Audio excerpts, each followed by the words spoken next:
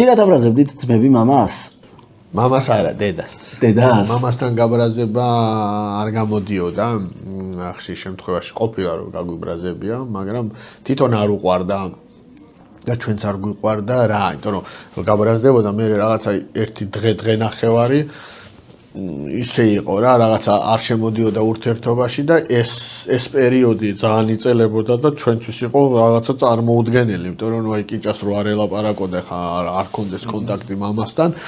იმ დრო ხა დედა მაინც მარტივია სუ გეჩხუბებასო ისა და ხა მამასთან ძალიან რთული იყო. მე ცი როგორ იყო რეზი რახან ბევრად უფროსი იყო იმ ასაკში რა, ასაკშიც თქვათ ბავშვურ ასაკს ეძახი ხო დადგას 15 წლამდე, ეხა შენ რო 10-ის ხარ და ის 14-ის დიდია, შენ რო 12-ის ხარ და ის 16-ის უკვე სკოლამდე ხო და ეს რაღაცა ნაწილობრივ ეს ქონდა გადაბარებული რეზის ჩვენთან ურთიერთობა და აქედან გამომდინარე მამასთან არ ქონია რაღაცა უსიამოვნება, ეხა რაღაცა ერთადერთი რაც ყოველთვის აღსანიშნავი იყო ჩვენს ურთიერთობაში, რომ არ უნდა გვეთქვა ტყვილი რა. იმიტომ რომ